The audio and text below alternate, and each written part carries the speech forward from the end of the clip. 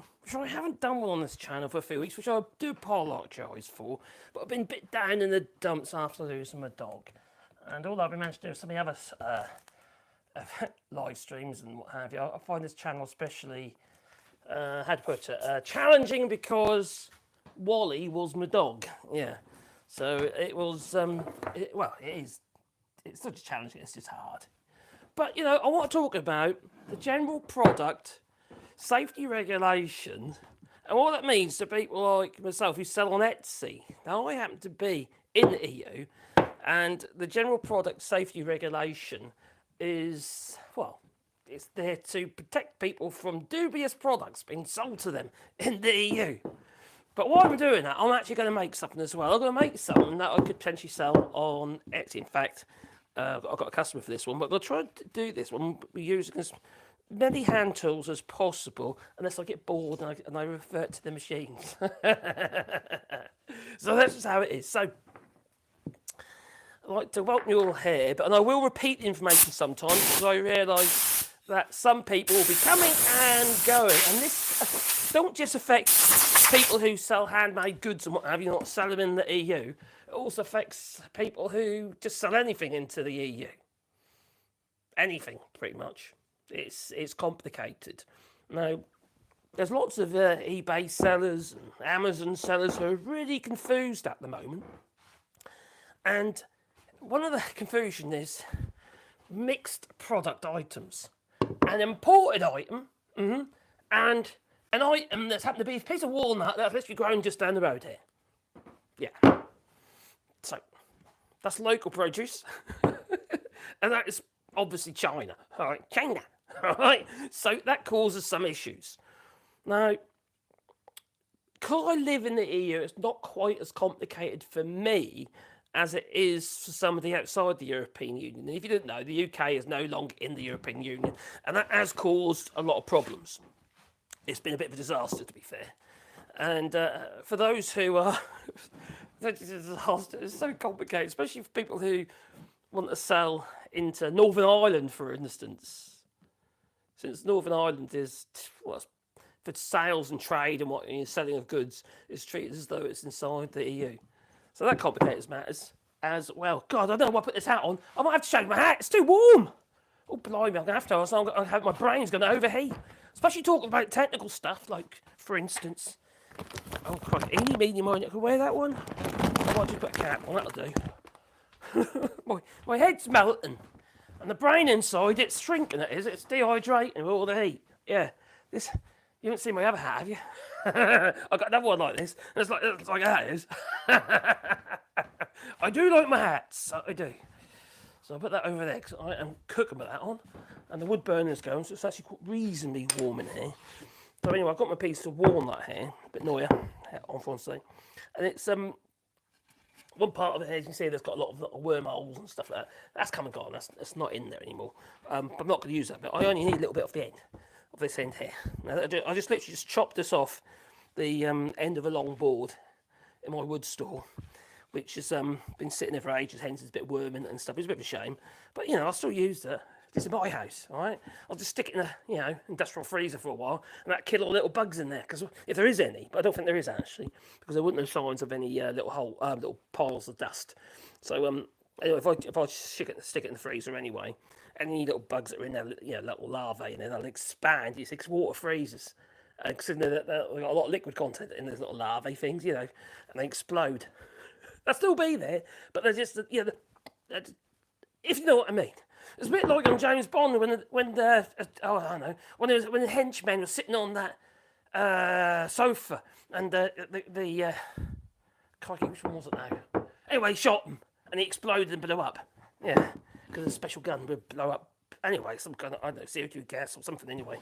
Hydrogen. Stuff. Anyway. So, I'm going to make a little thermometer using one of these little thermometers. Just a little, very simple. They're quite popular on Etsy, to be honest. I sold loads of them. Many in oak. Although I just sent a softwood one. I don't like making softwood ones because they're always harder to put a good finish on. But yeah, the general product safety regulations is there to protect people in the EU from dodgy goods. Anyway, we've got, hey, Mad Monk, hello, my buddy. Hope you're well. How you doing, my friend? Yeah, I haven't been live on this channel for a while. It's probably why I've got hardly anybody here. I don't think Google's going to see me very favourably at the moment. But hey, say the be. Say the be. So, the thing about the general products, it's not as bad as I thought it was originally. Now, if you're selling second-hand goods, the general product safety regulation still applies. But if these are products that were put to market before the 13th of December, which happened to be Friday the 13th, well then that isn't such a problem. No. But for any, so you can imagine a period of time of second-hand goods as things become, well, on the market, like after that period, you'll be having more. That's going to grow, isn't it? There's going to be more and more second-hand goods having to comply with the GDPR. You've still got to fill the forms in and stuff, but you haven't got all the rigmarole. Now, I have been watching some videos on this, and there's some people putting some really dodgy information about it. The information was okay, except one thing. They did it as in relationship just to to eBay, selling via eBay. Now that because eBay have stated that they won't be taking any account level decisions on any misbehaviour. If you don't fill the forms in or don't comply, then they'll just hide the products and they'll send you a notice to say you need to update the information. But that doesn't protect you from the wrath of the European Union, because the fines on this are large. So, they're quite high. If you don't want to get caught out, you don't really want to be doing that, do you? No. You just just don't pay attention to it. You need to actually do it. Otherwise you get caught short. I've even got to do it, and I'm in the EU. Except what we call the responsible person is actually me. So I've got to make sure that all my products I send out have my contact details on, which you do anyway, if there's any problems. And also any technical details regarding things like this is a secondary item, this is the main item, the block of wood. It's the biggest part of it, you see. And then any technical details, I have to add details regarding this. This isn't too difficult to find out about because there's loads of them online. I just got to find who the manufacturers are. And it's probably going to be something like just China or something stupid, Schengen or something, not Schengen. She says, anyway, however you say it. And I'll have to put that information on there and who the importers are. Shouldn't be too difficult to find out either. Once you've done it once, you've got the information, and you're doing repetitive products. Where it becomes complicated is if you're just making odd items and everyone is bespoke. Well, then you're going to have to change your upload information every single time. And there's so many sellers in the UK and outside, any people outside the European Union, and some people in the European Union have said, "Well, I can't be bothered with all this anymore." They're going to, they're not going to sell. They're deciding against it. Now, just to save some time, I am going to just cut that off there with the radar arm saw, and probably up to there as well, because there's a bit of a split just there, and it will be short on that anyway, so we'll get rid of that rough bit there. You see it's a bit coarse, that piece of walnut there, the grain there is very, very coarse. So anyway, it's a bit of an issue for many people, as it is. So, where's all my people? Where are you all? I've got 4 people watching. What have I done wrong? Right, over here we go. Over to the radio alarm saw. The thing that people are scared about. Wallybois, at least you're streaming at a respectable time. Sorry about that. Oh dear, yeah, that was a bit late, wasn't it? The thing is, sometimes I don't know. It's probably a mistake, but UK politics is getting a bit boring. It's more fun in the US on that channel. It's just so bad at the moment. Oh, suck her up! There she blows. Oh, blimey!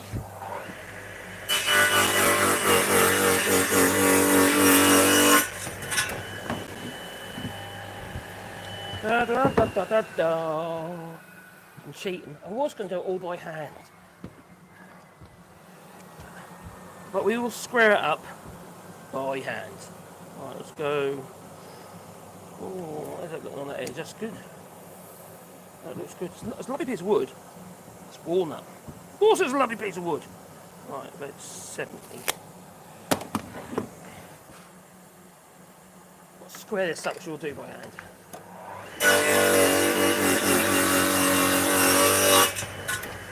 We'll do that with a hand plane, I reckon. Just make sure I cut that to length. Slice that end.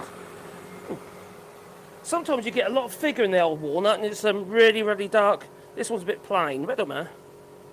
Got a bit there, like. But if you, God, my bed I made out of walnut. Mine and Mrs. Bed got big 4-inch posts on the corners, and there's a mixture of walnut and cherry. Really nice combination of timber, and it's a lot of figure in it. I mean, it's crazy. It's not burr, obviously, but because it wasn't strong enough. Not with me in it anyway. Let's do that one to length. Ah.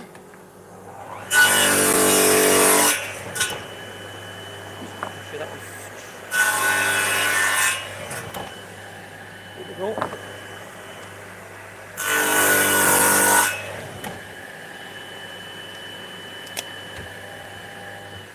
Here we go. So we've got a little block of wood. So let's do some hand planing. Now, who is subjected to the GDPR? Well, everyone pretty much.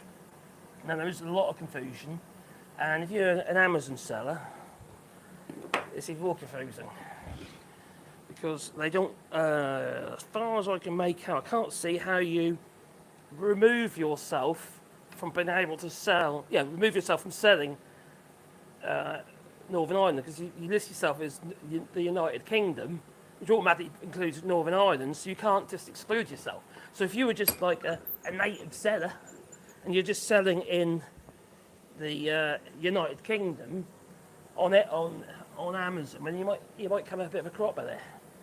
Everything becomes a lot more complicated than it needs to be. So it's a bit of a pain in the derriere it is. So, oh my good yarn, that's blunt. We might have to do something about that. Yes, it didn't cut me, so it must be blunt. Blimey, flipping now, they don't like me, do they? Got 4 people here. That's unusual. It's not usually the case. Right, so that's my little plane iron, so let's sharpen that up. There we go. Only needs a touch up. Let's turn that vac off. I suppose I'm going to have to make sure I do a food stream so I can actually get the channel back up again, because there's I haven't uploaded much recently, and it's because I just haven't had my head in it, to be honest. Not on this side of things, anyways. Definitely not. What do we need? What do we need? Should make it quick and easy. Do it with a diamond. I reckon so. Quick and easy. So you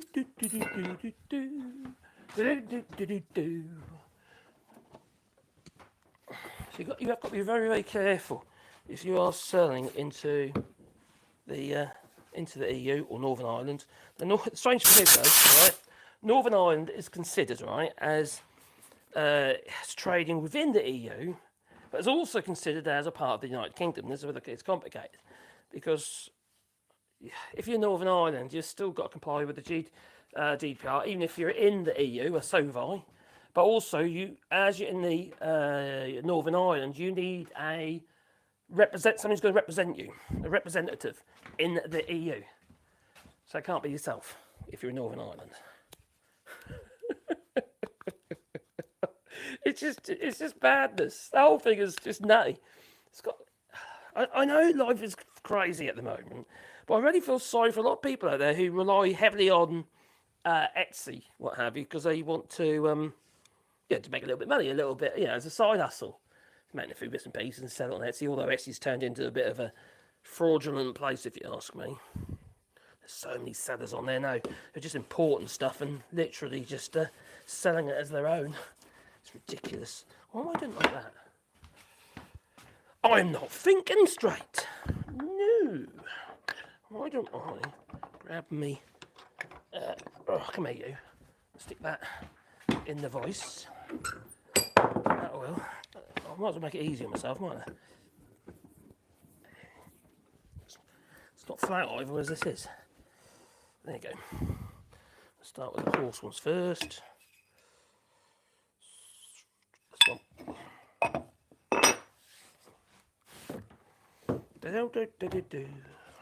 Ah, that's better. That's better. Why didn't I do that in the first place? Yeah. So I've just been making blooming shutters recently again. Just shutter. It's a bit boring, you know. I want to make some boxes or something. That's what I want to do. I need to make a little keepsake box for my Wally. We've got so many little things of his. You know, now he's passed. And I want to make I'll probably use that nice burr oak or something for the top. Do some veneers with that. Oh, little keepsake box for my Wally. So yeah, I've been finding it quite hard actually, because it's just, he was kind of, he was part of me really. There we go. There's a little notch just there, so I'll get rid of that first. Oh, that's right.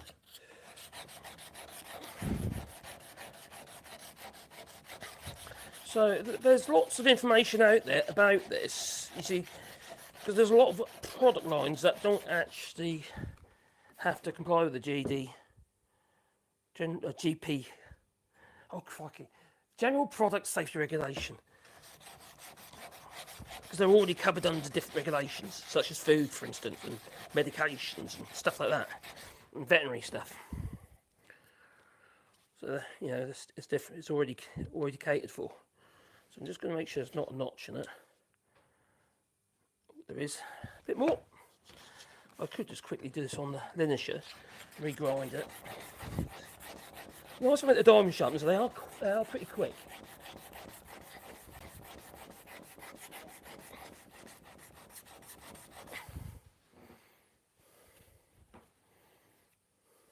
It moved. Back on there, you. So if you want to sell Northern Ireland to Northern Ireland, you have to comply. If you want to sell UK into Northern Ireland, you have to comply. If you want to sell Northern Ireland into Britain, you don't need to comply. So it can get confusing, and there's loads of sellers out there who don't know what to do. And there's people out there who've got like hundreds of listings, and in some cases thousands of listings, and they're just lost, you know. And if you're someone like me and you make a few bits and pieces and what have you, it's not really your main source of income. You have to ask yourself, is it worth it? Especially if you're in the UK, one of the hardest things, if you're, say for instance, in the UK, selling it into the European Union or Northern Ireland, even the Northern Ireland is part of the United Kingdom, is going to be this representative. Because that's something you're going to have to pay for, unless you're in the EU. You're going to have to pay somebody to be your representative, because they have to be based in the EU. Also things like product safety regulations and all that sort of stuff. You're going to have to prove it.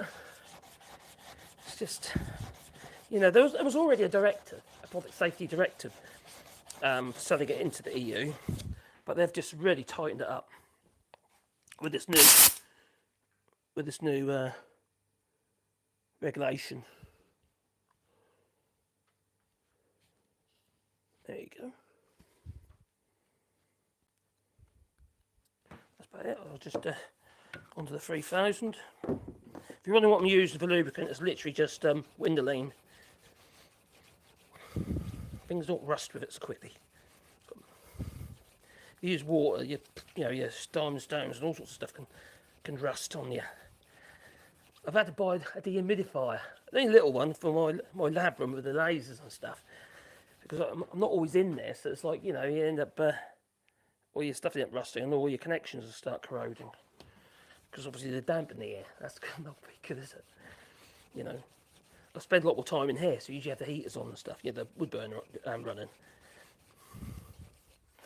I've just smothered it with a load of sawdust. I'll burn through it, but it'll take a little while. Just slow, because it's getting a bit toasty. So, let's get in there. Very close. Then we'll start planing that piece of walnut up. Lawyer. Or lawyer. Lawyer. These only cheap diamond sharpeners, they work fine, you know. They're not as good, obviously. You have to replace them more often and stuff like that, but you know, on the whole, they last quite a while. Don't forget to hit the like button if you're here watching. So, I've been looking at some of the rules and what other people have been saying about this. Comments on it and stuff. People are really confused. Understandably so, because it isn't that clear. And the platforms like eBay and Amazon have made it quite complicated. And the UK government is useless. You know, it still applies to people in the US as well, and anyone, you know, wants to sell into the EU. The likelihood of people doing that is quite slim anyway, because obviously the cost of export is just ridiculous. You got like a 10 quid item and you're going to add like 60 quid postage on it. I'm stupid.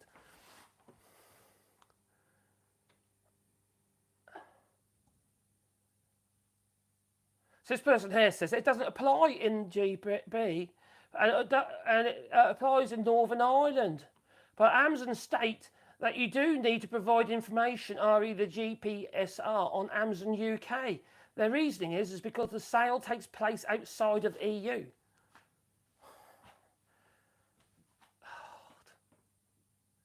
So you do not need to provide information. See, that's the Amazon are giving out incorrect information if this is correct. How are people supposed to manage if they're relying on outside the product's still entering the EU? If it's entering the EU, you're selling to the EU. Well, clearly you've got to apply to the regulations of the European Union. It's going to make life hard for so many people who sell little cheap items, you know. And let's say, for instance, you make jewellery. Always my favourite is I love to make a bit of jewellery, I do, yeah. I wear it only on Fridays, which was yesterday. And I thought, well, you just see me, I'm beautiful. Anyway, if you do make things like jewellery, if you're a craft seller, well then, quite frankly, you're for a cropper, really, because little beads and stuff, all probably imported from China and various other places around the world. Well, they're going to be from different sellers. You don't have a clue where they're from. Maybe just make it up. I don't know. That's what a lot of people are going to do. They're just going to make it up, aren't they? Because there's no way proving it one way or the other. But you still got to have somebody who will, in the EU, who will confirm it for you. A responsible person. Like I say, second-hand goods are still an issue, but only if they were brought to market after they Friday the 13th, which is the day it started, which is yesterday. So there's so many people, and they've got some good information out there, but then you can't seem to get all the information from one site, and it's really frustrating. I can understand why people struggle, but the best thing to do is go to the EU website and the EU Commission and have a look for yourself. I'll put a link in the description, if I remember. There you go. Just flat the back off a little bit. I'm not really mad with it.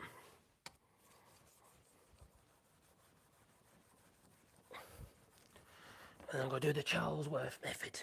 I don't know why they call it the Charlesworth method, because my father's been doing this for donkey's years. When he was alive, that is.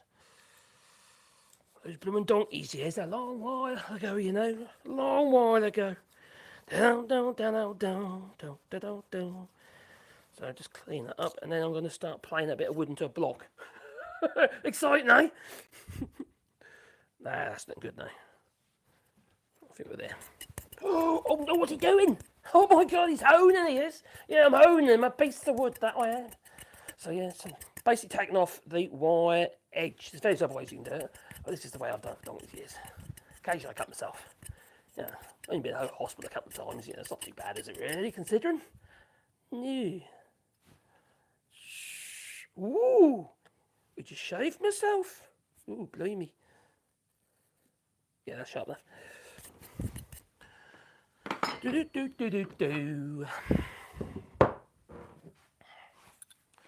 You clean it. You want to be careful of when you put your plane on back, you ain't got any bits of wood stuck in there. Or it won't sit flat, will it? Nope.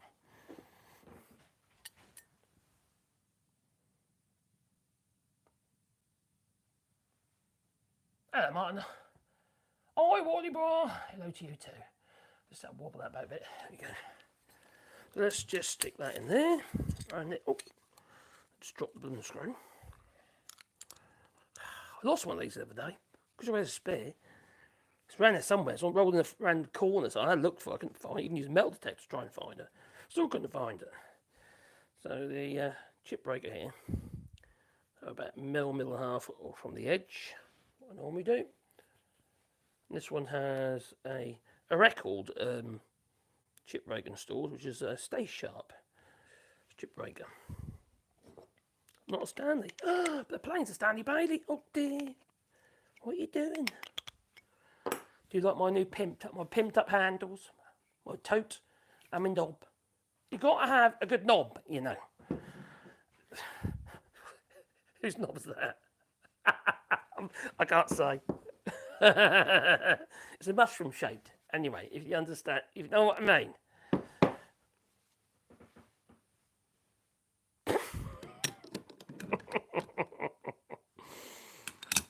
There we go. That feels good. Right. Let's do a little bit of plane. Basically, I've got to have one face that I know is true. I can work everything off that face. And just think what way the grain's going. The grain's actually going that way. It's hard to bloom tell actually what way the grain's going. The figure's going all over the place, so that's going to make life harder, isn't it? So let's true up one face to the edge. Let's just see which is the truest face first before we start. Probably that one actually. What was that one? Oh, no, nope, that one is. So that is going to be my, yeah. So that must have been up when I was actually using the radial arm saw to trim the edges. So we'll go that way. I think we go that way. Well, I might be wrong. I'm just going to stick that in there. You could use a bench dog or something like that instead, but it's small enough to put in the vise. So let's use the old vise. Beans is there. There's no point in having these things, is there? Oh, got another vise to clean up over there. There's no wooden one. You do that because I want to do classes this year. We'll get there in a minute. Oh, it's starting. It's starting. Okay. Bit of wax. Wax on, wax off. Oh, crikey, what have I done with my wax? Blimey. Where is it? Blimey. Come here, boy. Oh, here it is. No, it's not. What the hell have I done with that? I've got loads of blocks. Oh, here it is over here. Got loads of blocks of wax in here, and I can never find a block. There you are. Maybe I need to do what that Owen geese does with all his pencils. I'll buy a box of 100 and put them in all the toolboxes and all over the place. Ah. There we go. So far so good. I've still got a little notch in that actually. So it's going to have to be ground later. But that'll do for now.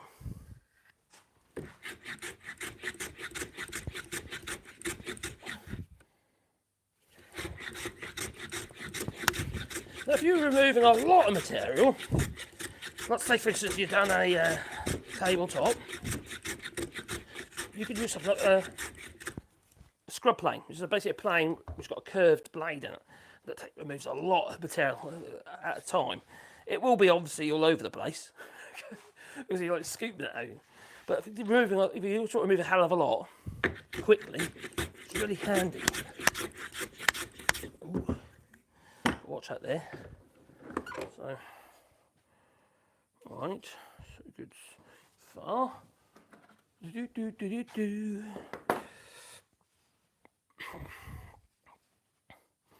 Let's check that. Okay, so now what I want to do is I want to put a mark all the way around this because I need to thickness it. No, I can't put it through the planer, no, because it's a little bit short. All right, and the planer will grab hold of it and chew it up. And probably jam or something stupid like that. So what we're going to do is we're going to use maybe a marking gauge to which is this one. Set it to the right thickness, which is about 27mm. That's generally what I do these at. I have to think about the postage. I have to keep the thing under. Let's put it right a bit more maybe. I've got this is walnut, so I can have it a little bit thicker. But I've got to keep it under 250 grams because of the postage. Otherwise, I go into the next postage level, you see. Which I don't really want to do. Right there. There, that's it. So I could use that and literally just put a pencil and scribe across right all the way around like that to provide that line. It'll be that way around actually. But what I'm going to do is, the other thing you could use actually is one of these.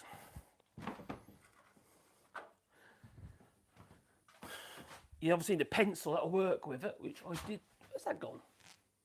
Oh, it's gone missing. You have to like use a mechanical pencil to get in the little hole. I might actually redraw this actually. I might draw that out, so I just put an all-in pencil in it.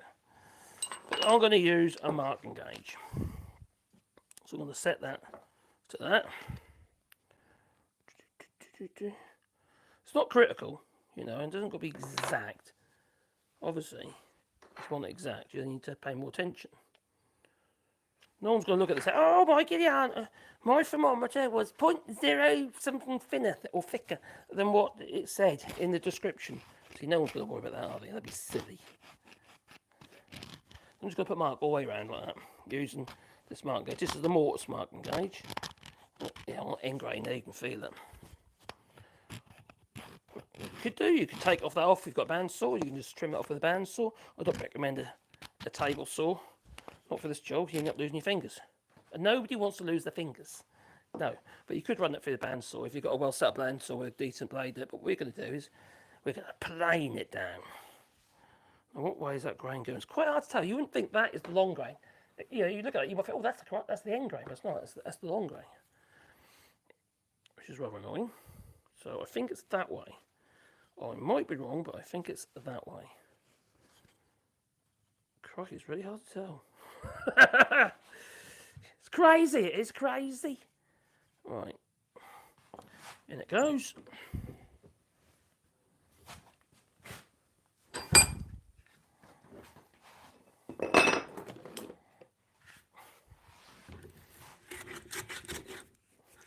What I remove a bit more material. I've got to be careful I don't go on the wonk.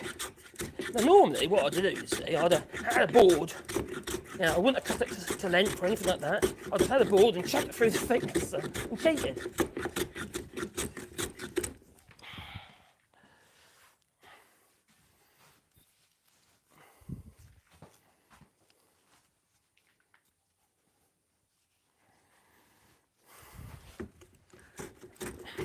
Now eBay have been regarding the general GPSR, regarding that they've been more understanding, because they're saying on the count level they're not going to delist damage your count. They might actually delist your item until you upload the information. But Amazon doesn't sound very helpful. No. I think there's going to be a learning curve for so many people, including the industry as well. So I don't think they really know themselves yet. They're given conflicting information. If in doubt, just do it. But what you don't want to do is ignore it, because then you'll end up with fines. And you don't want to end up with fines. So we don't know yet. The EU might impose those fines through the selling platform, which won't be very helpful. Ow! Ow! Just bang my hand! Oh, darn, blimey.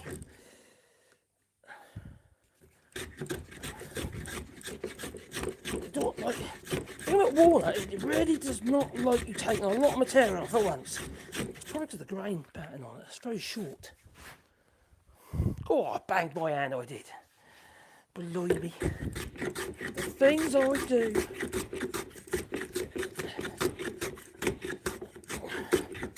I think, it'd be good to reduce the cut a bit. Ow, God, that hurt. I trapped the finger between the plane and the piece of wood.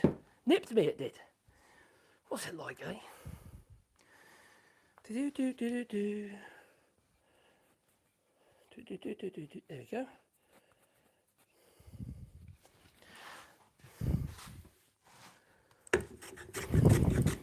That's better.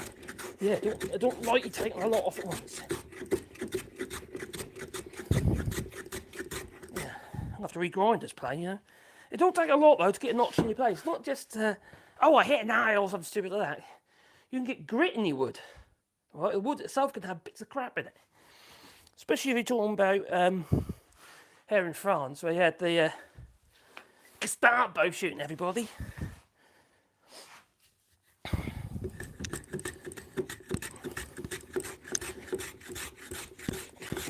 I've had all sorts of stuff in wood, pieces of iron, shrapnel. I've had lots of lead. Lead's quite common. Imagine a tree's being shot and it's grown over it or something. That's looking good, getting there. Nearly there.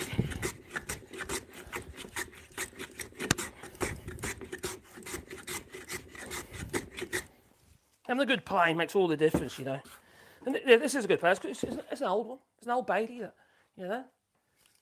Junk's old, but it's a good tool. Fortunately, got the new stuff ain't so good. No.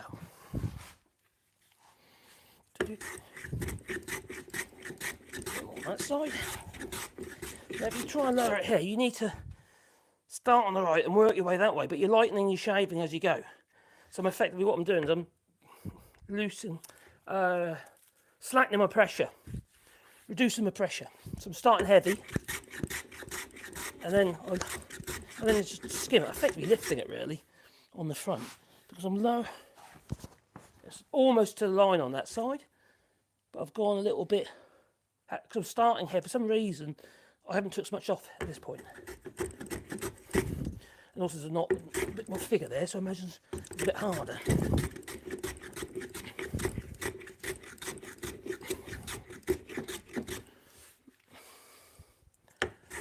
Now once you've got this fairly true, the ends, I won't try and plane the ends, not on this walnut. What I'll do is, I'll make sure it's the right length with the saw, but then I'll literally sand it to get rid of any chipping that I got there and stuff.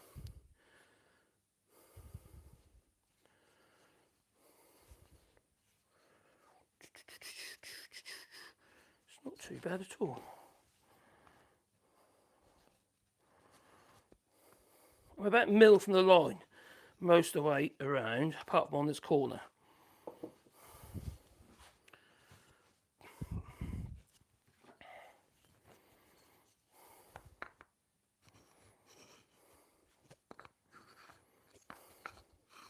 That's pretty square, which is a good sign, because the little thermometer will sit inside here, you see, and if it's that way up, if it's not square, it's going to fall over, isn't it? So you don't want to go too thin either. This is about 28mm thick. So you go too thin, obviously you've got enough base area on there, I'll just keep falling over. So yeah, I'm quite pleased there. Just want a little bit more off on this corner, and feather that in.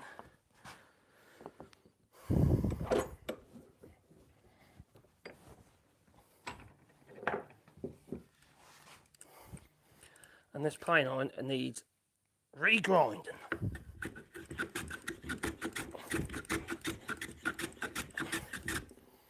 Yeah, my little Wally, he was like my first dog, you know.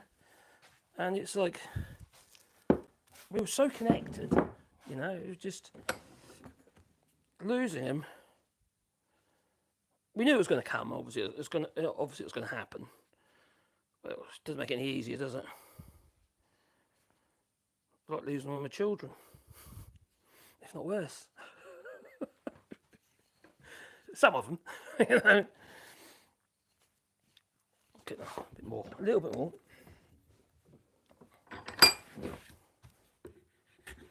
Having a good bench that doesn't wobble.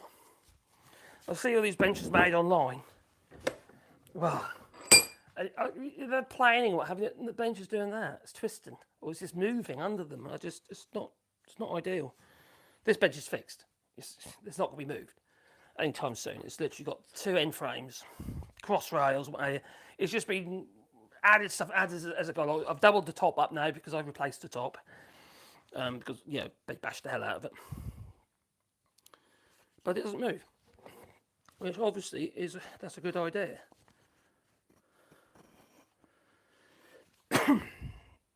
Right.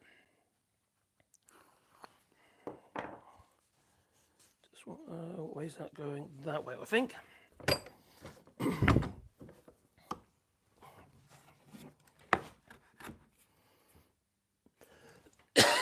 Drink. Oh.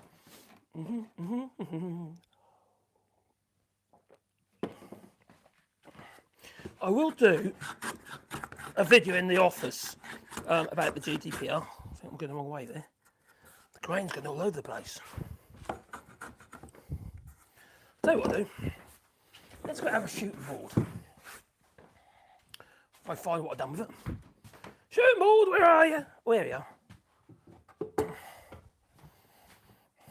Here's my shooting board.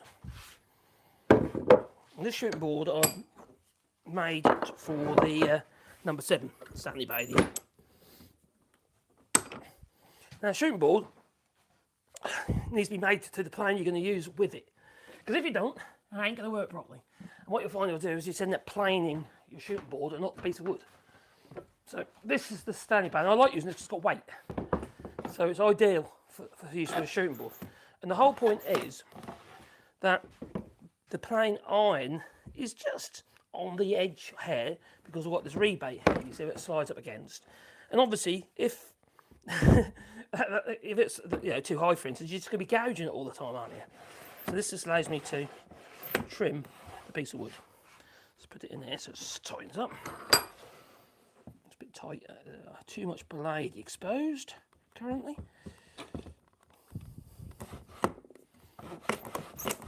That piece there is sacrificial. You can replace that. I'll basically remove that when I need to and then make another one. First of all, I need to make sure the plane iron isn't skewed too much, which it was. That's better. So hopefully this works. Right, what way? I'm looking on the edge damage here to see what way the grain's going because it's really hard to tell.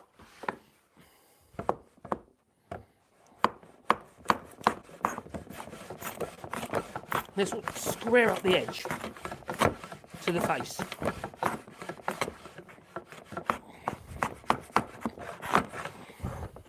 Like so.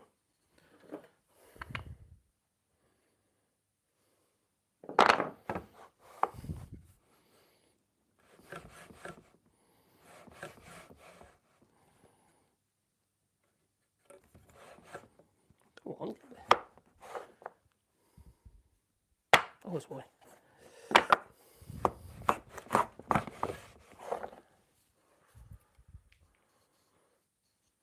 It's good. God, I think it's that way. It's hard to tell. Make sure there's no lumps on there, because if there is, it's not going to sit flat, is it?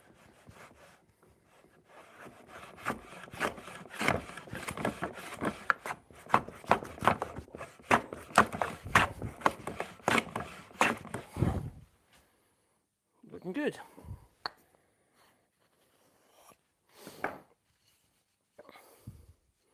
So what I'm going to do is, it's over length at the moment. So I'm going to go trim the ends up, because any little splintering that's happened on the ends, I'll remove that using the radial arm saw. Yes, over length. Good. So I'll just nib a little bit off there.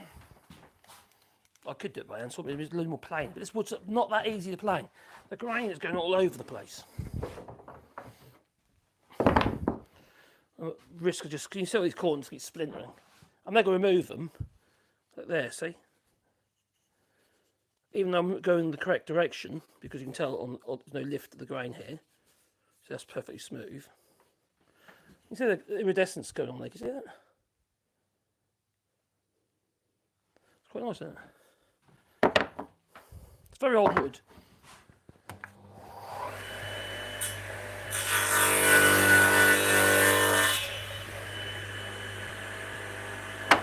Very old wood.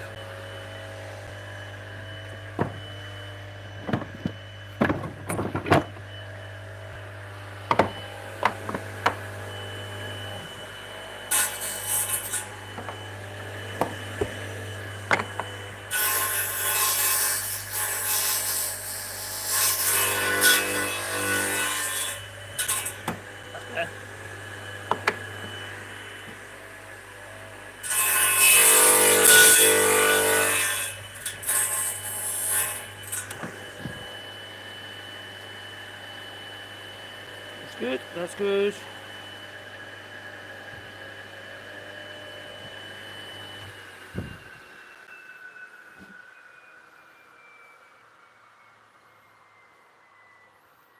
It's quite pretty though. It is really pretty, isn't it? That iridescence there. Now I'm going to take it to Linisher because it's a quick way to sand the old marks off there. You could use a hand scraper on there as well to clean it up. These two faces there don't really need much doing to them, although I will do. Put them on the old sander because it'll be. Here we are. We've got to put you all the way up there, I have.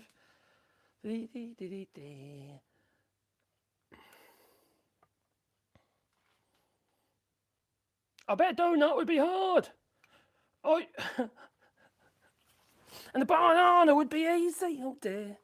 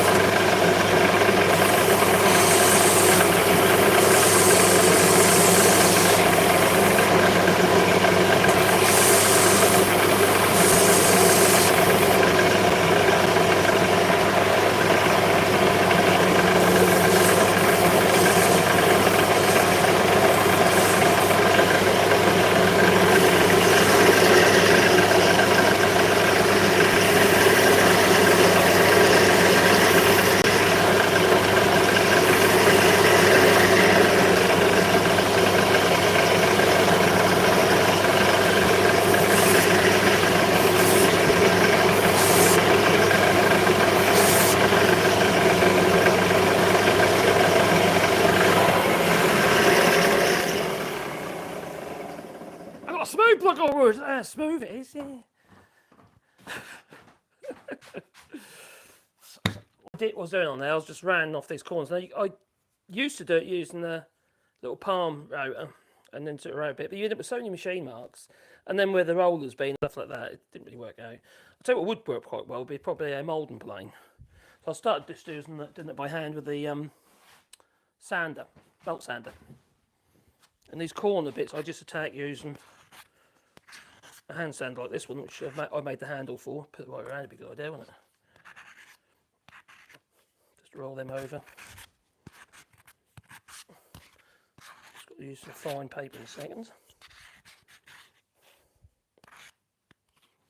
A bit around there.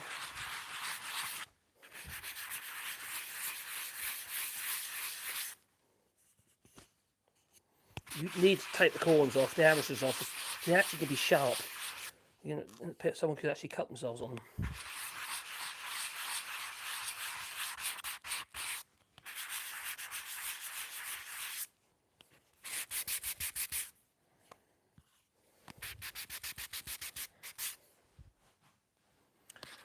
With the general product safety regulation, I can imagine a lot of people are just going to stop selling, which will actually reduce our ability, our choice in the EU. It's kind of what's happened with the UK with the Brexit, it's limited choice, reduced choice, or some stuff has come from further afield now.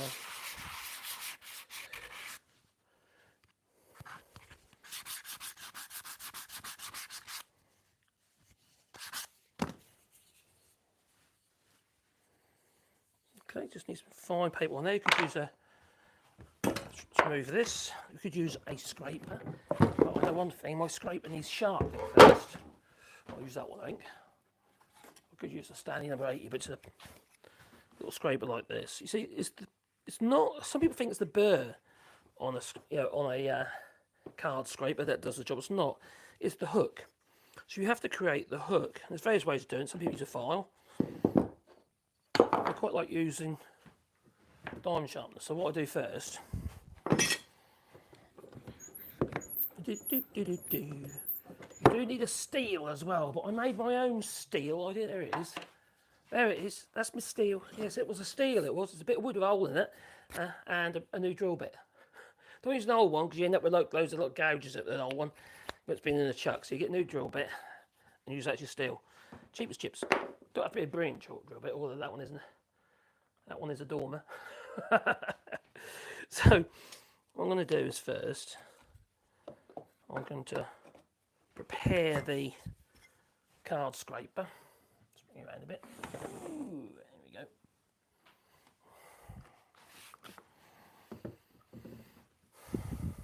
go. You've got to start with a flat edge. So you can use a file for this job, and you can actually have a file mounted in like a square, so you create a very true edge.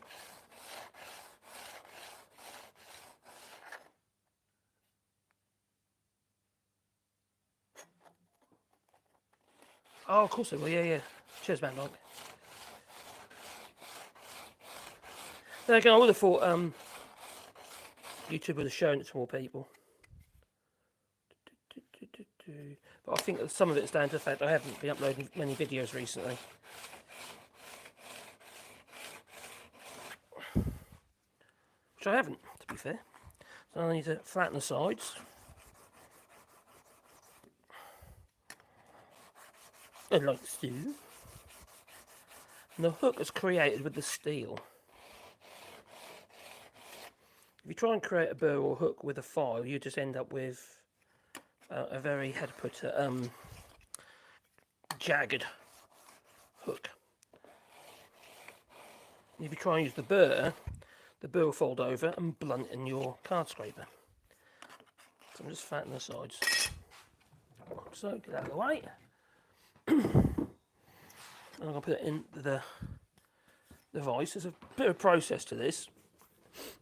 First of all, what I do is got to create the hook. Alright, and you create two cutting surfaces, back and front. So I'll use that and literally keeping it square. Oh, stay straight. Like that. And you create effectively creating a bend on that two outside edges. You're pushing material outwards.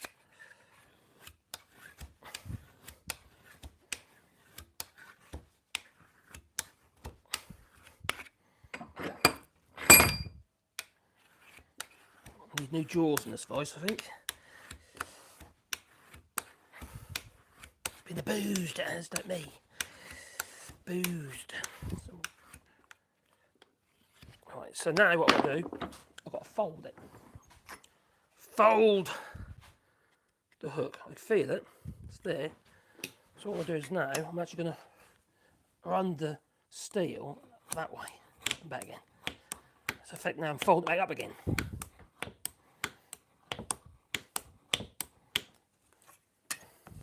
It's not in brilliant condition, this one, ain't it? Do spend a lot more time on it.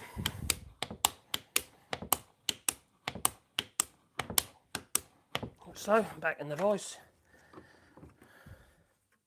So now I put the hook is now at the top now, so I bend it back up again. So put it there. Stay put this time. There we go. So now what I'm going to do is fold the hook back again.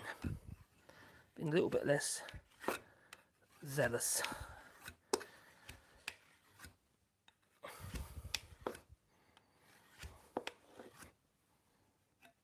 I can feel it.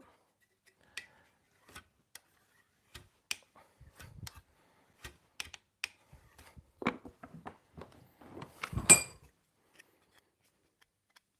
can feel it.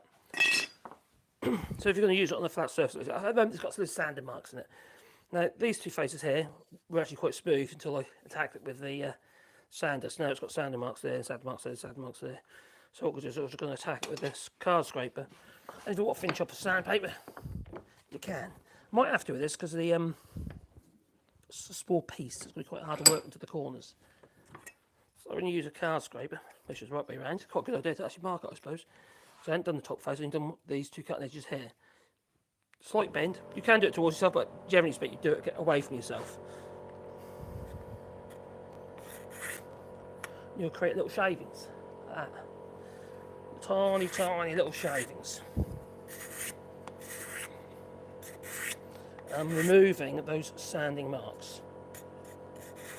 You can pretty much go in any direction, to be honest, with a card scraper.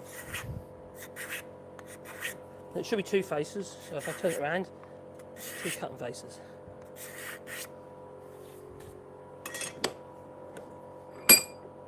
They're gone, that side. It shouldn't matter, the grain direction shouldn't actually matter when you use a card scraper.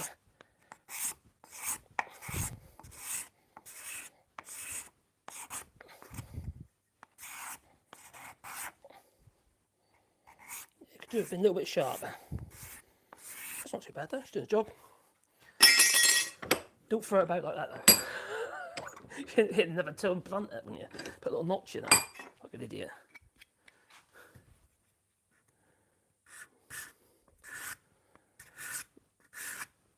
Now you can get tools that, like this number 80, which is basically a scraper. And it's quite handy because that screw there does the bend in the actual scraper blade for you. So that makes it a lot easier. So you can apply as much bend as you like. So yeah, good tool. There's loads of these about, and you can buy these pattern versions of these. They're fine because it's just such a simple thing, really, the way they work.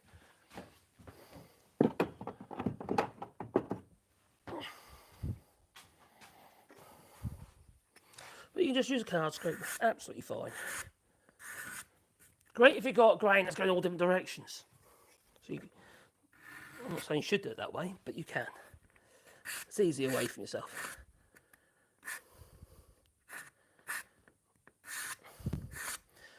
So when you're doing large surfaces, like for instance the tabletop, and you've got like a bit of figured grain in there, and you can't plane it or whatever, so you have to sand it or do something like that, and you find that yeah, with a hand planes or you're just lifting the grain. This is where the card scraper comes in. Or if you've got a length of timber and it's got a knot in the middle of it, you can plane that way and plane that way. But when you get to the knot, well then the grain's going up against you to lose. You get some tear out. But if you can if you just do this as much as you can and then finish off with a card scraper, you'll remove any little bits of crap. Or you will get them in the first place. Rough bits. Don't want any rough bits, no. Like me. Rough around the edges. Alright, get a piece of fine paper. What one's that one? That one's folded up a bit. So this is something I made earlier. It's literally a block Velcro on. Really handy. I think that's pretty fine actually. I think it's walnut actually, but you know, I'll go over just stick that on top there.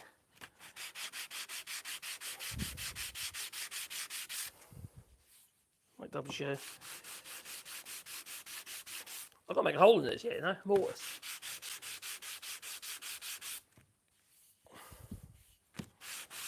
So the thing is, when someone buys something like this, they got to pick it up, they'll think, oh, this feels nice. Oh, isn't it pretty? They go, yeah. Oh, well, I make Ouija boards now. I haven't tried one yet. There's a load of hocus pocus, but you know, hocus pocus, I don't know, whatever it is.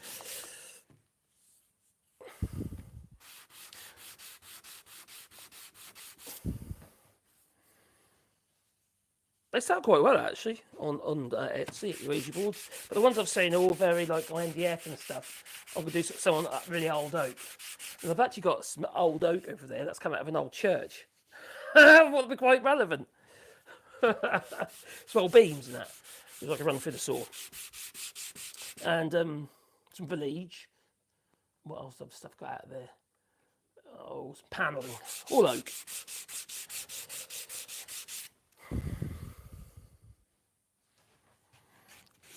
That's called the Notre Dame. No, it's just local church.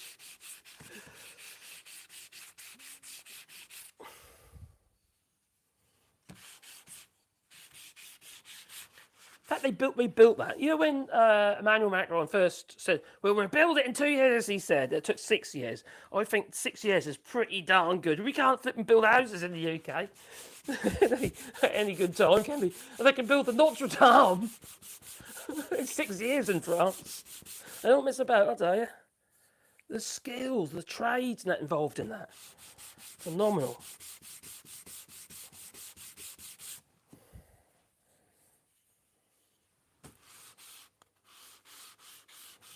Right, I'll do a little bit more sanding with that a little bit later. But for now, I'll decide on what is going to be the front and what is going to be the back. I obviously want the nicest face to the front, which is probably that one. Yeah. Yeah, that's the front. So I've got to create a mortise. Oh, for the little. Oh, what have I done with it? Oh, I lost it already. I'm always the one you say. Oh, yeah. Damn it. Oh, I'll use that one instead. I've lost the other one.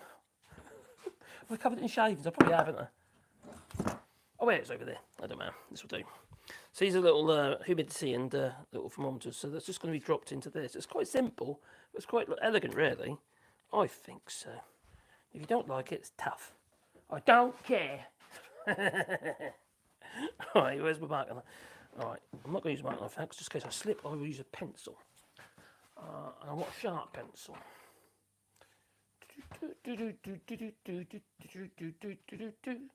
It's very annoying when you put things down and you can't remember where you put them. That's weird. What the heck have I done with that? Has someone stole my pencil sharpener? Got a windy handle one. I did that. Oh, here it is. I did have it screwed to a base at one point. I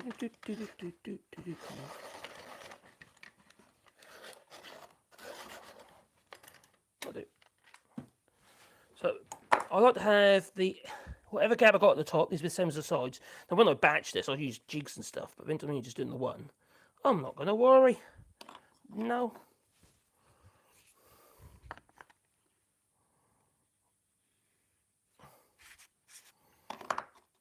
Oh, God, I can't remember what width that was.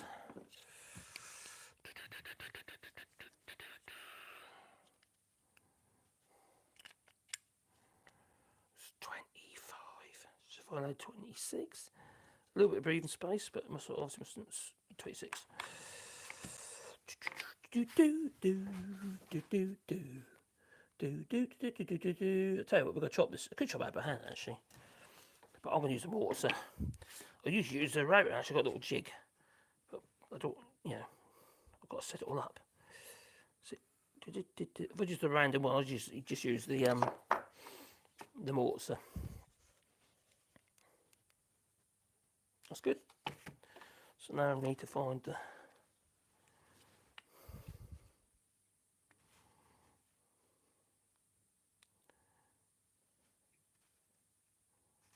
If it looks right, it is right.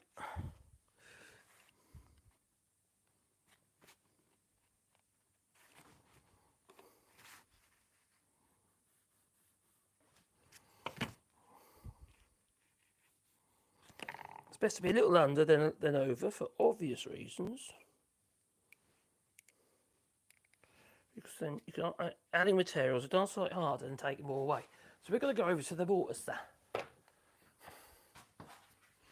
But before we do that, I just want to have a look at another query on here. Where was it now?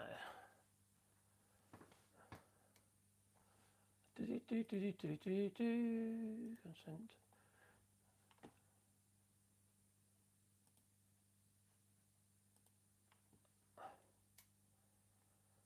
Where are we?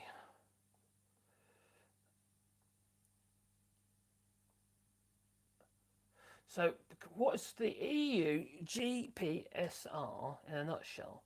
The new safety laws that require manufacturers to provide more and better information on their products, components, and material traceability for consumer production. Now, if you make the stuff yourself, it's obviously very easy. And increases the regulatory burden on manufacturers worldwide, says everybody, for registration and labelling. So I can see there's a big problem with the products that are already out there. But they're saying that if it came to market before Friday the 13th, it's you should be okay. So it's more stuff that's like more recent. So you do need a responsible person or economic operator. Now, if you are the responsible person in the EU, because you're selling in the EU to the EU, that's easy, isn't it? You just put your details, contact details on for your business. On an industrial global scale, and as consumers who appreciate safety standards, the purpose of these laws certainly makes sense, but also complicates things for many small sellers. It really does. Big sellers, people with loads of money, companies with shitloads of dough, they'll be fine, wouldn't they? It's the little people. It's the little people always get hurt with these sort of things. And for many people, this is just like a side hustle. And a little bit extra cash, top up the wages and what have you. It's not going to make life easy for them, is it? I don't think so.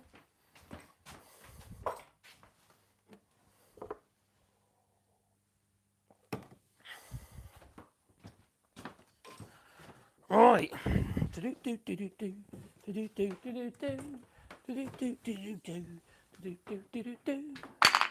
Right, I've got 2 stops on there. Generally it's the right distance apart, but probably isn't. It should be, but it might not. They might have to be readjusted, but it doesn't matter. I've got this set to the depth. So I'll make sure it's set to the depth I want. It should be, because I made one the other day. So it is there. That's good. So I'd obviously don't want to blast through the back of it, because that'd be really silly. Okay.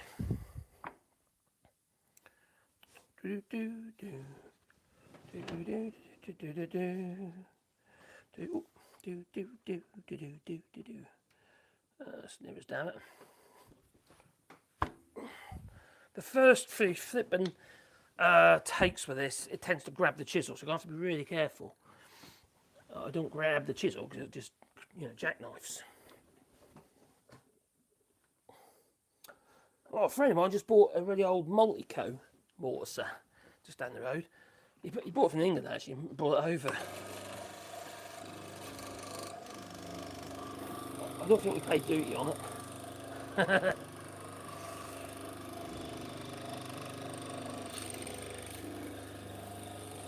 Okay, that's good. this first cut, especially, you've got to be careful.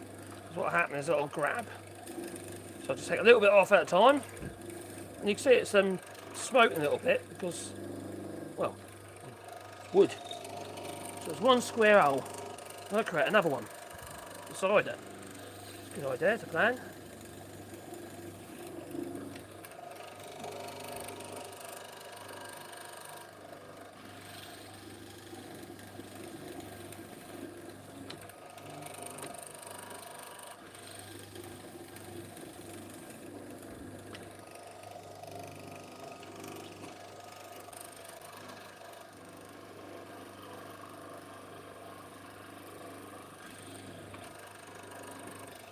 Not too far over.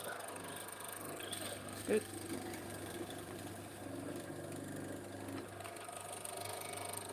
It is better using the rotor. I won't say it's necessarily much quicker because you have to go down bit by bit.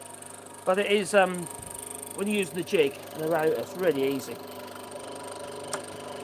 Quicker than this. Was it quicker? It is if you're doing lots of them, put it like that.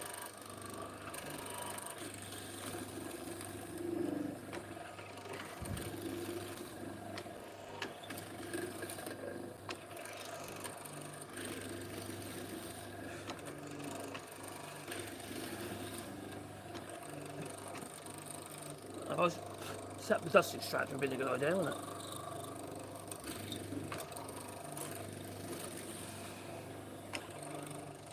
Just below it out, that'll do.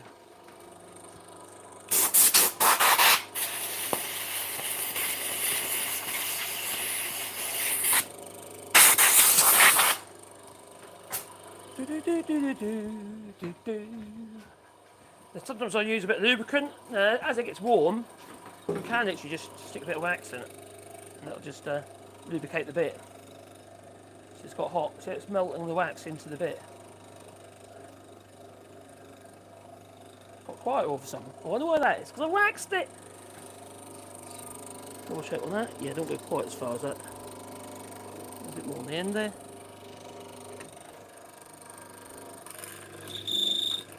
And over here. Now, you don't necessarily want to use wax on your mortars. So if you're actually doing like a mortise and tenon joint, it's a bad idea then, because what happens is you end up putting a release agent into the joint, don't you? Which is not a good idea when you're using glues. Right, I'm just going to do one pass there, and then we're going to have a look to see if it fits. Tad further over. There. Let's do it. Oh, squeaky.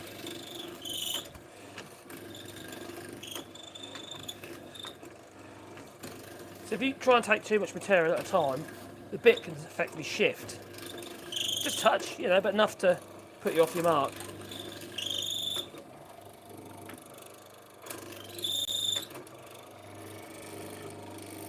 La la la la la la la. Just messing about with the mortar saw.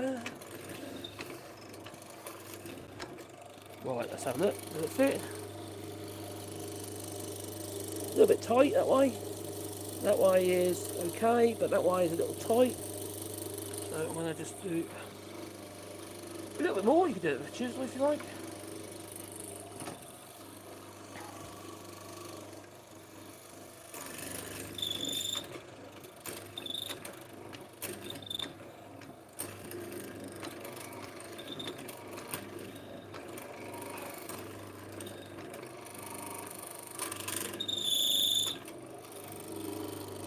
Yeah, that's it. Do do do do do do.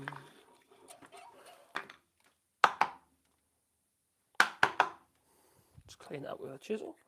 But I know I've definitely got sides in there just about right. You don't want it too tight. It's held in by these two end bits, you see. But it needs to be tight enough so it goes in and stays there. So that's good that way. Now what I need to do, I need to clean the bottom up of this with a chisel, because obviously it's a mortise and the bit doesn't go right to the bottom. Just keep the sort of flat bottom on there. And then I need to put a little vent hole in the back, otherwise the well, it's not going to work properly because we could take the temperature off the block and not out of the air. But also, if you need to remove this, the idea is with the little hole in the back, you can get a pencil and push this out. It works, you know. No, it does. Let's just clean this up a little bit with a chisel first.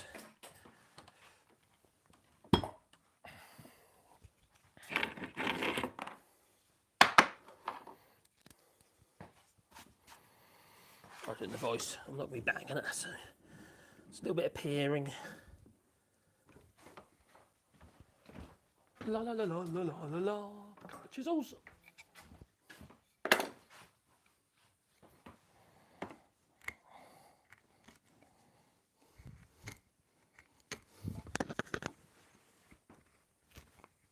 Hope your brother's well, or brothers are well, Mad Monk. Looking forward to the time you're going to be leaving the United Kingdom. One day, it will happen. It's bound to, not really. Right, it's peering at the bottom. Let's clean up the bottom with a chisel. It's making contact with the bottom of the hole.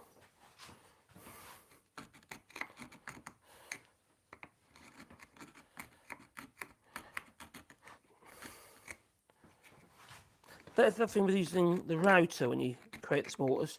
The bottom of the hole will be a lot nicer than it is using the mortise, because you haven't got the corners of the chisel poking those little holes everywhere.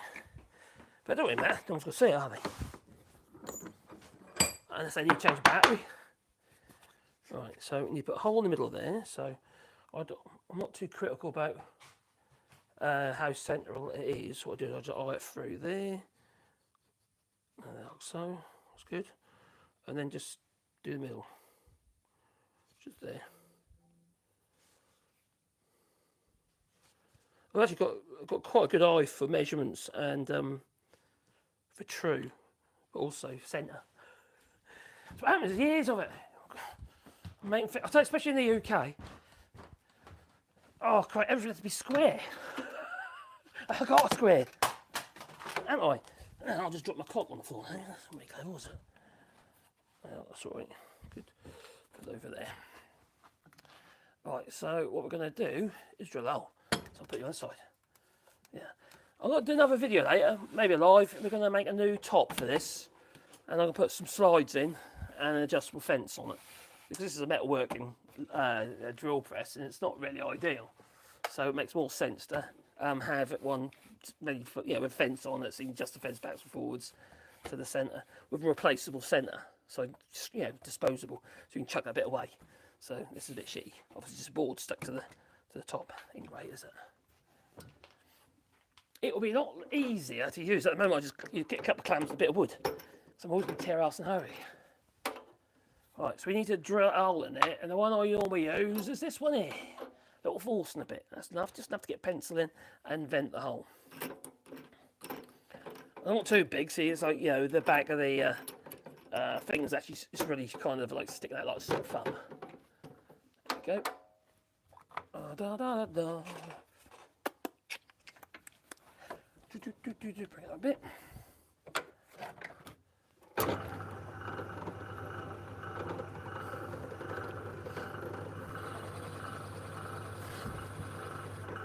I've got quite slow with this. I don't want to cause a load of breakout on the other side. I could turn it around, but I find when I do that, I end up causing a little bit of damage in the opposite. It's more important that I get that clean than that. Sometimes I notice I end up misalignment because the sides of the pin on there to the outside, so you end up like two slightly misaligned holes. So I found I'll just go straight through, especially on the walnut because it's just quite clean anyway. So that's my little hole. Let's do a bit of final clean up on that, final sanding, maybe a bit of scraping, I don't know, we'll see. Simple little thing, isn't it? It's just a block of wood. You can use any old block of wood if you like. You could do a bit of resin, stick those pencils in it or something, I don't know. Something tacky like that, you know how they go. So that hopefully will slide in there nicely. I should be able to pop it out again. How tight is that? Oh, about right, perfect. Oh, a little bit too tight really. No, that's right, that's good. Like so. So a little sideboard, or side table, or wherever you blink like me, thermometer and hydrometer. Open it so I can't pop out again. I've got to put finish sanders yet. Oh, that's fine. It's out. Phew, that was close.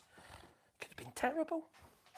Right, let's move that out of the way. I don't want to get any nasty marks on it. I need to put a coat of some form of sealer on it. In fact, I'll just put some clear lacquer on it. That's what I normally do. Just a finer paper. Where is it? Where is it? Oh, that one's at 400. Oh, what's this one? At 1200. That ain't far enough. I don't know what it is.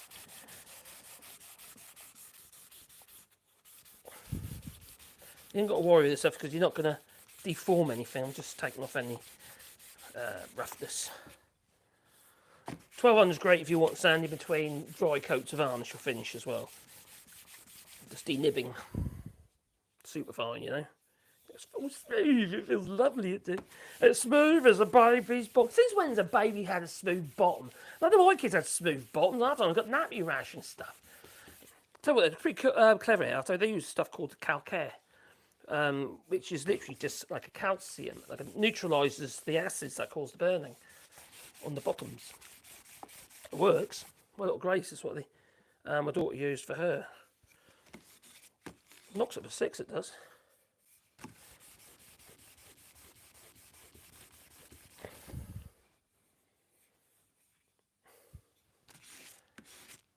There you go.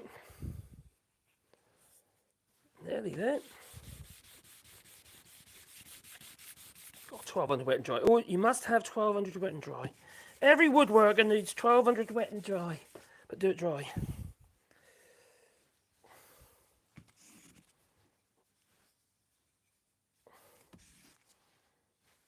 Make sure the corners are good. Take your corners off.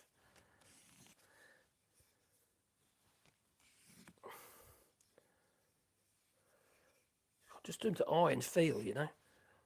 You know when it's right. You'll feel it.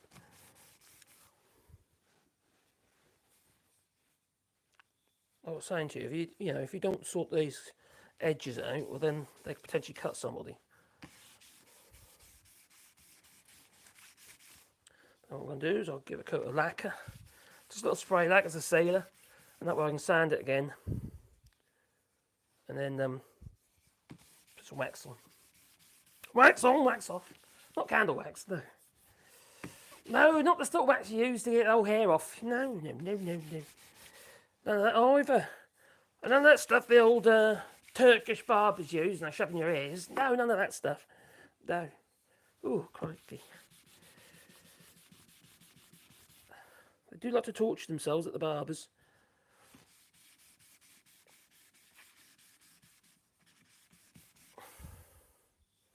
God, it feels so smooth. It's so smooth. Oh, it's all tactile. It is. Yeah, it's lovely. It's lovely and tactile. That's what it is. Anyway, I'm going to get my Lazy Susan, which is just over there. Come on, Susan. For your aim, Sue. There we go. I've got my Lazy Susan, which is literally, alright, I've shown you this before. There's two pieces of a bit of, I don't know, some sort of chipboard unit. Could be anything, alright. And what I've done is I've created a hinge using a piece of copper pipe, alright. Not a hinge, a pivot. And then the little sliders are actually the tops of screw tops. I just drill a little hole and just stick a little super glue and then glued them in. So they're just the screw caps like you get with like cheap ass kitchen units. And then I put some anti-slip things on the bottom. It works, you know. Works really well. You know. So I just want a light coat on there. The only thing is, what have I done with it? Oh, blimey. My dear missus, she's been helping tidy up, she has. It's not that tidy, mind, but she has been helping tidy up. Where are you? I'm looking for some clear lacquer, and I found it. Nice one. And there's some clear lacquer that I bought from Action here in France. At €2, €2.50, it's a tin now. It went up. Used to be £2 a tin. Everything's getting expensive, but it's still pretty cheap. I'm using more brush stuff at the moment, to be fair. You get more on, can't you, quickly? Right, there's the airline.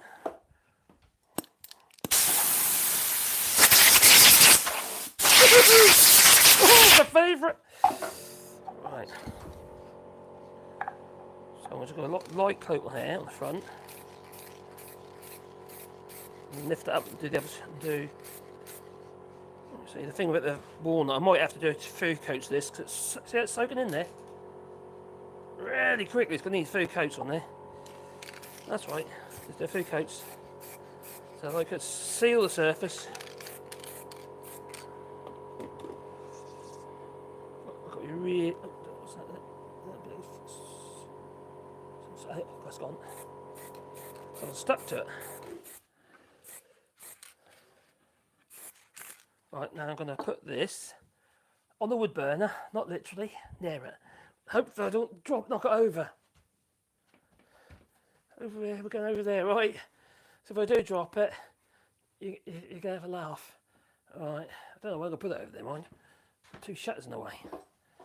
Oh, crikey, here we go. Now don't do this in a damp environment.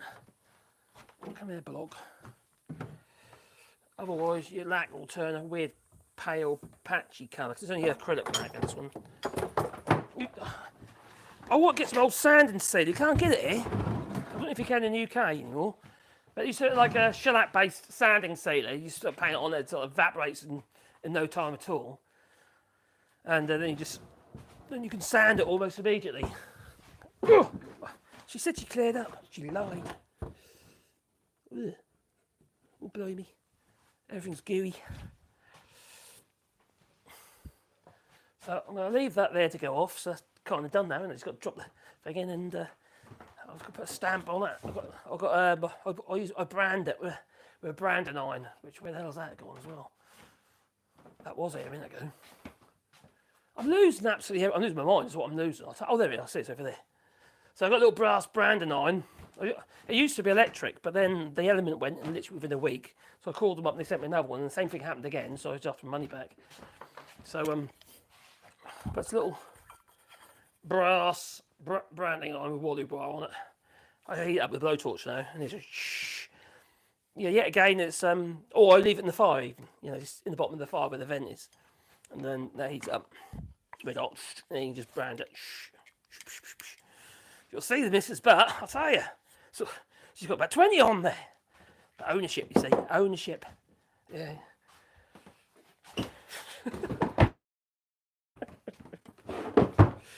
Oh dear. Right. I'm going to grab it and have a look in the chat. Oh dear. So. Hello, John West. I made some fake wood food. What? What's that then? Wallybois. I think the reason. Oh, yeah, good already. So, yeah, overmissed. Oh, not many people. For some reason, it's been very, very slow today. So, what we're going to do is we're going to call that it for now, because I've done what I want to do. I'll kind of outline what regarding the general product safety regulations. But I'm going to make an actual video on that on the computer, and I can show you in more detail what needs to be done. So I'll do that. Hello, Joe Lefty. How you going? Sorry. It's been a slow one today. It has. We just made a thermometer in walnut, but also talked a little bit about the new general product safety regulations, which is going to screw so many people regarding selling stuff into the EU, whether you are even in the EU. The crazy thing is people in Northern Ireland have to do it for the UK to import stuff into Northern Ireland. So obviously exporters in Britain need to do it regarding, not UK, I mean Britain. But because Northern Ireland's considered as part of not part of the EU, but as regarding products and what have you, they are effectively in the EU regarding sales and products, selling stuff. They have to do it for themselves as well as the rest of as well as the European Union. So they're really Northern Ireland screwed over on it big time. If you're a small seller and what have you, it might be your main, might be your livelihood, it might be a side hustle, what have you, you know. But before you can list anything on eBay, for instance, or anywhere in fact, you need to upload all this information. And some platforms won't actually have that information. And if you sell direct, you've got to do it yourself. That's going to make it even more complicated. People are going to mess up. I watched a few videos today about it regarding, actually over the last couple of weeks actually, other people are saying about it. And some people got the wrong end of the stick, but also they've given inaccurate information. Because of what eBay have said, they seem to think it's okay not to upload some of this information, just leave it be until something's said. But the fact of the matter is, you are opening yourself to being fined in the EU. Even if you're outside the EU exporting, you can still be fined. And the EU being the EU, what they'll probably do is claim that money through the selling platforms. So that's what I think will probably happen. It's early days as yet, anyway. Anyway, I'm going to say, love you all, and toodaloo. Toodaloo.